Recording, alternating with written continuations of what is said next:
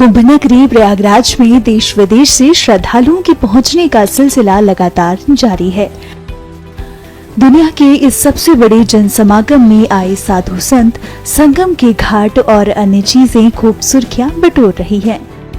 इसी कड़ी में संगम तट से एक और रोचक तस्वीर निकलकर सामने आई है। दरअसल इस बार योग गुरु बाबा रामदेव और बिहारी टार्जन नाम से मशहूर राजा यादव के बीच दौड़ का मुकाबला चर्चा का विषय बना हुआ है।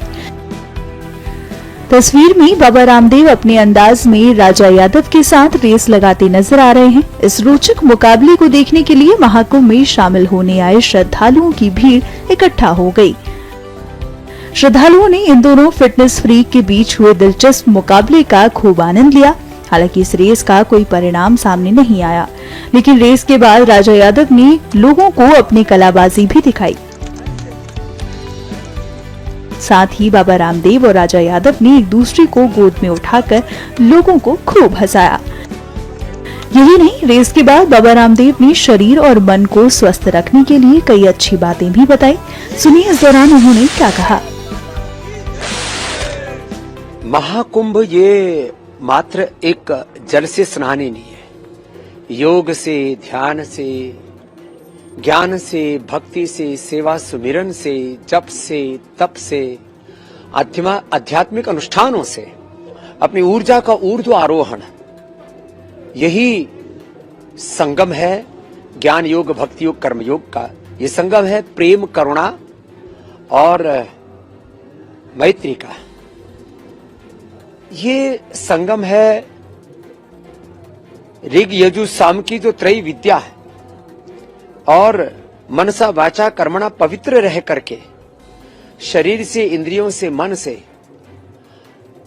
प्राण से आत्मा को उस परमात्मा के साथ में मिला देना, इसका ये महासंजोग है इस महाकुंभ में।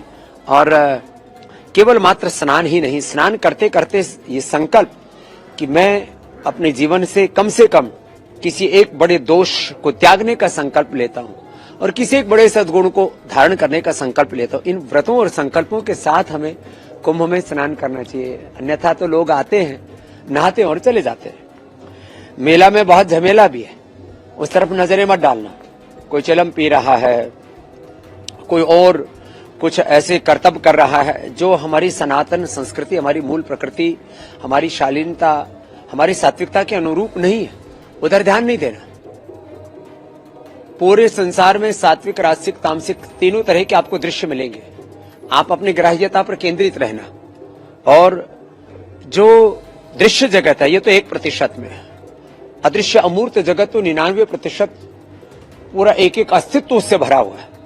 उन दैवी शक्तियों का एक दिव्य संयोग यहाँ पर सैकड़ों वर्षों के बाद बना है। और उस दैवी संयोग को, उस दैवी संस्पर्श को अनुभव करके उससे स्वयं को आह्लादित, आप्लावित, आशीषित, अनुग्रहित, उपकृत करे तो कुंभ में आने का पूरा लाभ है।